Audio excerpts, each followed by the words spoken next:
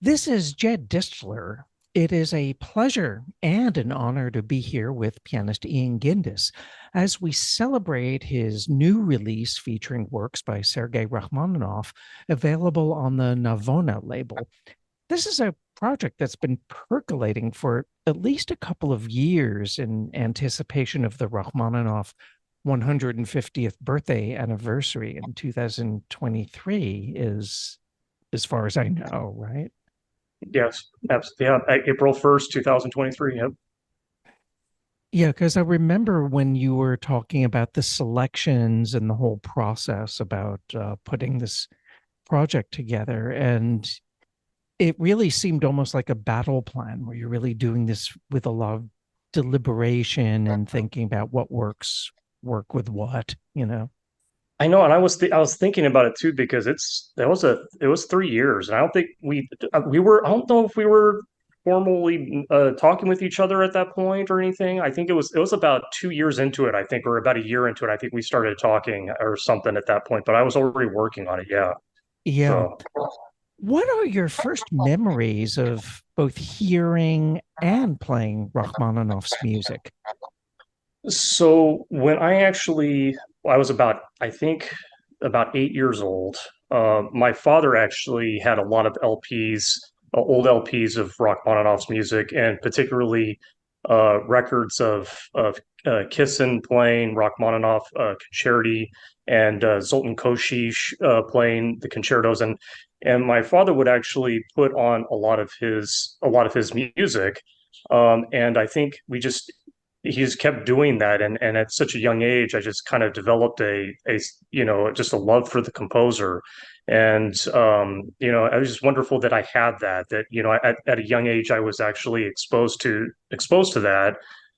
But he was playing all the old greats, and sometimes we listened to like several of the same pianists. Yeah, it was wonderful. So Yeah. Did you hear Rachmaninoff's own recordings of him yeah. playing his own Oh yeah, music? absolutely. And they're fast. They're so Yes, that's they're true. so incredibly fast. And I think there was a thing that I heard this rumor that the reason why he did play them so fast is because I think that they were originally on LP and he only had a certain amount of time to record it and Oh, put it you mean on on there. I don't know if seven that's on true. you mean on 78s actually. Yes, yes. I think that's what I heard. And I guess that's what we have is, but I don't know. I'm thinking that that was pretty much his interpretation of it, and I don't think that he was. I know that he did some cuts, particularly in his third concerto that he did the cut version of it. Oh yeah. At least, yeah. So Well, many pianists did in those days. Vladimir sure, Horowitz did, and sure, it was sure, standard to make little cuts here and there. But sure. now, if you make a cut, it's Yeah, it's politically incorrect. You yeah, know? I know. And I think Horowitz actually felt well. Horowitz was very intelligent in that sense that he said I think he was kind of thinking, well, I don't want to inflict this on an audience. It's so long. I think that he did actually agree to take those cuts. And I think he actually did speak with Rachmaninoff to kind of figure out. I know, particularly with the second piano sonata, he did work that out his own way and made Oh, substantial right. cuts in it himself. Yes, that's true So, because yeah. Horowitz made his own composite version of Right. both the Right. And it was shorter. It was shorter than the 1913 original. original and the Hmm. 1931 revision. But Sure. as you were listening to Rachmaninoff when you were growing up, did you Sure. think about playing it, or were you trying to play pieces when you were very young? What was the first Rachmaninoff piece you learned? So, and this is so when I was about, yeah, 7, 8, I don't think it, yeah, at that point I was playing, maybe Chopin waltzes. And so it wasn't to the extent of playing Rachmaninoff. I don't think that I actually could reach a lot of what he wrote. We would actually jokingly take to my piano teacher, Bonnie, who studied with actually Rosanna Levine.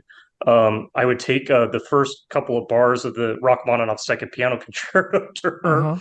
and I would always, and so that was the extent of my learning, and she couldn't stand it. She's like, "No, don't do that." So I would bring that into her and play that for her. So I think the extent of it was the six, how many bars of the opening of that I learned it. But I think the first one actually I learned was the C sharp minor prelude, and I think a lot of people they learn that as the first because it's kind of it sets a foundation for Rachmaninoff and interpreting his music, and it's kind of the start of it really does give you a good sense of where Rachmaninoff started and where he was going in composition and how he was writing. So Yeah. Your program ranges between selections from the Etude tableau and yes. the preludes, along with several transcriptions. And I'd like to ask you how you decided on the specific repertoire as well as the running order. How did that all Okay. come about? No, so some of these I've been playing for a couple of decades. So, and I really wanted to record them eventually anyway. And I knew that they were really well in my fingers. So it was that kind of that inspired it to put some of those on there. And then also the etudes, I'm so familiar with them. I mean, I picked the ones that I really enjoyed. And I think that when I was in particular with the etudes tableau, when I was studying those and I believe I started getting more familiar with them in college. Um, I was more pleased with, I think, I don't want to say it's harmonically um, more understandable that some of them are very tough on the ear, and I think that the ones that I picked, in my college years were those. But I think ultimately the way that it coalesces is it gives a nice primer to Rachmaninoff's music, particularly. So I picked a couple from his Opus 33 etudes and Opus 39, and it just gives a nice way of coalescing it. And I would actually listen to it of different pianists playing it, that whole program that's on that CD, to see how it would actually contrast and how it would build up. And it did it really well. And it really kind of gives you a good idea of how Rachmaninoff's music evolved compositionally wise. So, Mm. I remember when you were planning this release, when we were speaking about it several years ago, you had wanted to also include a song by Jerry Goldsmith called yes, Alone in the World that Barbara yes, Streisand so famously yes, recorded. And you very kindly commissioned me to write a yes, piano arrangement of this song. yes. Now, where on earth did this idea come from? It, And it, it, how did you think it was going to fit in with the program? it I was it was it was it was a little odd, right? Well, you're saying that. I'm not saying that, but Oh, I'm okay, just yes. curious how this came about. No, I so well my father was very instrumental in pushing my career. And I remember I put out my 2016 American Visions album. We talked about what to put on that, and he was very good at inspiring me to, hey, you need to make something semi marketable that people, in addition to the music. And I think when I actually did the Rachmaninoff recording, or I was thinking about doing the Rachmaninoff recording, that was actually almost like 15 years ago. I wanted to Mhm. do this. And the Jerry Goldsmith music in the movie, the 1990 film, The Russia House, is actually kind of interesting. The film directors, that was the very first time film directors were able to come in to Russia at that point because of their government was so oppressive. And it gives a good idea of Russian culture, and particularly for Rachmaninoff's case, I think because Rachmaninoff was forced to leave Russia for good in 1917, I think that it really kind of fit in that. In addition to that, I think what I wanted to also capture was I think a lot of people who write for movies and movie music, I think that they really do take a look at Rachmaninoff's music because of his signature melodies and harmonies. And they utilize that in a lot of movie music. And I think particularly Rachmaninoff's music is used in a lot of movie music. So I wanted to use a piece that was in the movie, very, with very signature melody in that. And and when I talked with you, I said, "Why don't we write this in the spirit of Rachmaninoff?" And that kind of made a really good conclusion to the CD. So It's interesting that Rachmaninoff lived in Beverly Hills, so yes, he was in the he hub. He was in the hub of the movie industry. I think his what was it? He worked with Walt Disney. I know that for sure. In Well, there is his a picture of him and Walt yeah, Disney and yeah, Vladimir and Horowitz Vladimir all Horowitz. Yep, together. That's a famous yep. picture. Yeah, and actually, I think that Rachmaninoff was asked one time who performed his C sharp minor prelude the best, and he quoted very sarcastically Maestro Mouse. I think as Mickey Mouse.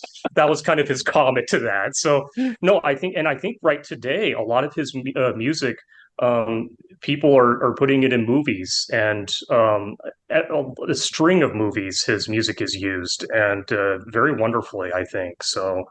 Um, but I think that his music actually works in that way, in that type of genre, that it's utilized that way. So when we put it together, and we also talked about Rachmaninoff's usage of open seventh chords, and how I think that it was kind of interesting because that's obviously a foundational technique in jazz, obviously.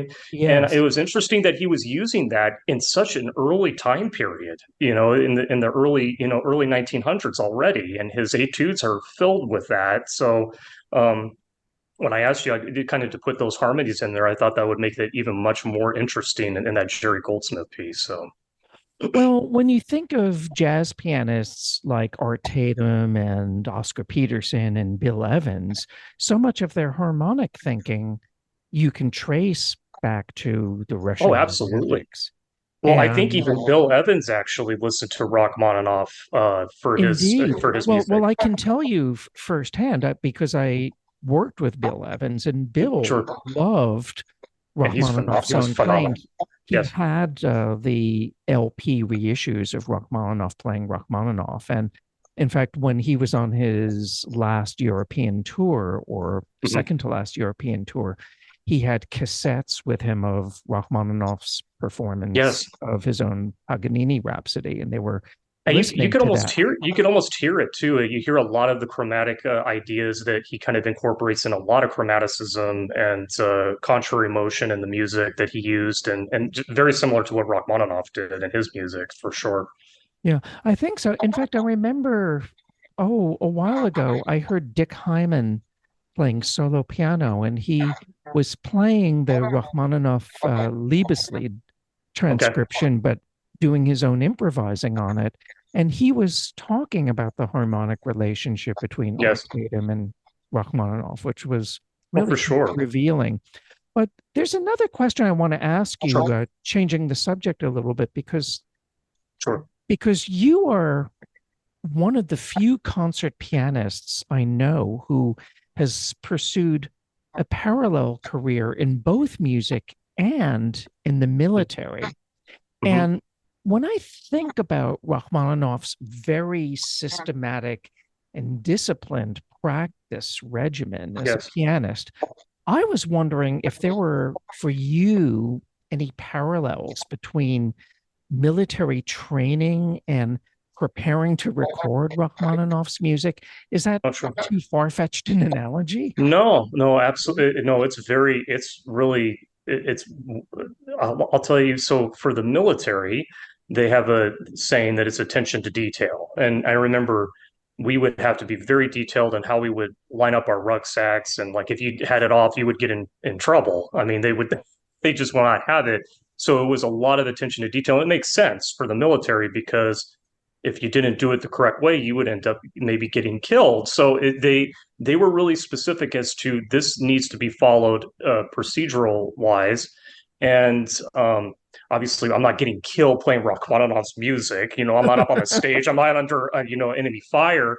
But I think that and particularly Ian Hobson and his type of his methodology and his music, he was very attention to detail oriented too. He was very specific as to how he wanted me to learn, and particularly in Rachmaninoff, you're right. I would take a very meticulous approach to his music, and just I learned it really quickly, his pieces, because of that. I learned, how his contrapuntal ideas that he would put into it, and but yeah, it's very similar to the military. It's very, I don't say perfectionistic, but it kind of is. You try to really reach perfection in that sense, and they both do, serve that type of end. So How has your relationship with this repertoire and how has this relationship with this repertoire evolved in the process of recording and preparing for the CD? So we started this about 3 years ago, and we actually started it at WFMT Studios here in Chicago. I started Mhm. recording it there. And I think I had recorded like maybe five of the pieces, and then we had the whole COVID thing and then everything just shut down, right? And Yes, so yes. I had to find a different location to record. And I think over time, I like to say it's kind of, I don't know how that saying goes, but it's more art. Great art is what you actually take away from it, not what you put into it. I don't know if you've heard, I'm not quoting it directly, but it's very true because I think I put a lot into Rachmaninoff and what I needed to do when I started listening to it, and I was doing it over and over again because of the fact we had to kind of switch different venues to record it. I was thinking, this is too much. I need to take this away. I need to be more solid as far as interpreting his music and be true to the composer. So I took more out of it. I would have too excessive bravado that it just wouldn't make any sense. It would break the Mhm. phrasing. And I took away from that. I'm like, okay, I see where I'm going. Then I listened to it, on the earphones. I'm like, that's not really what I really intended. So it was more taking away myself out of it and letting the composer's music speak for itself. And that was humbling because it was kind of like, wow, that's not really what I intended. And I was like, that does not sound like what I wanted. And that happened so many times. We did multiple takes until it was at a level like, okay, this sounds true to the composer and it sounds true to what I was interpreting it as. So I think it really does a good rendering of that. What does Rachmaninoff's music mean for you and Mhm. to the public as well? So right, and that's a big question. I mean, for Rachmaninoff, it's ever since I was a kid listening to his music, has always just played a role in my life. And as we've had so many discussions, Jed, you and I, about recordings that you've listened to, it's just you know, I think Rachmaninoff's music, um, and not say that Schumann sparked a lot of interest in my life and Brahms and all the other romantics, but I think Rachmaninoff has just been something that I've just felt like it just clicked for me. As a matter of fact, I think a lot of teachers that I worked with really did not they didn't really mess with my Rachmaninoff interpretations because I think I developed a good ear for his music, his harmony, and his voice. So his music means so much to me, and I've definitely researched a lot of his life. Um, and he had a pretty I don't want to say standard, but some composers you read about their life, you're like, oh my gosh, how can I like this person's music? This person was terrible. His personality was just, but I think Rachmaninoff was pretty straightforward as a person. He was very intelligent.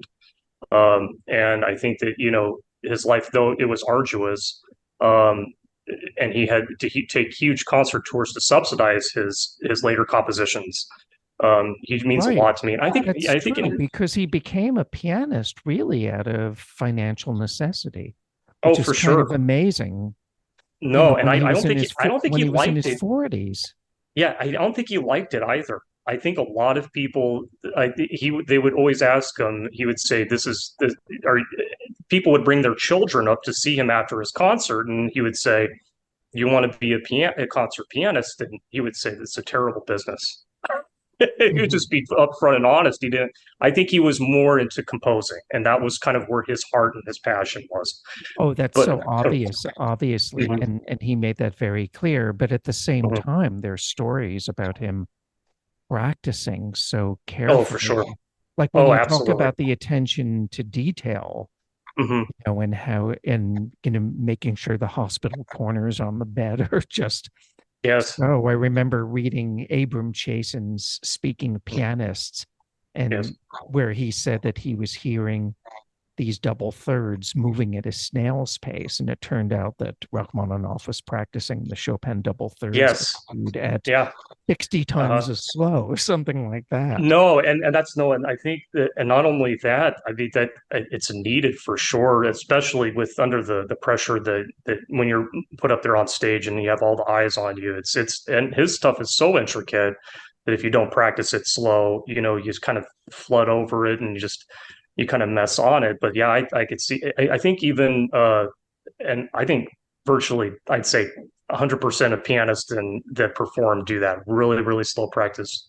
Um, so yeah, but he was very meticulous on what he wanted. He was very intelligent too. His the run piece I did not incorporate on the recording, his Sea and Seagulls piece, his Opus 39 number two, Mm. about the ocean.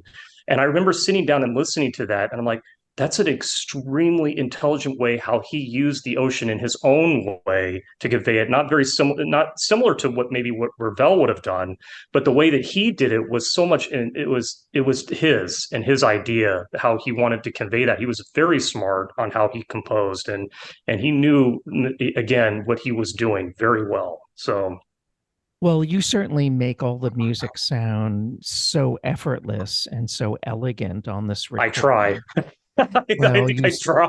I think you certainly succeed, it, and this recording is available in pretty much every platform, all streaming platforms, downloading platforms, and you can find it as a physical CD for those of you who still buy physical CDs. And I recommend that you do because it's a pretty good Yes. format. Well, thank you so much and best of luck with this recording. I wish you every success with it. Great. Thank you, Jed. Thank you for having me on.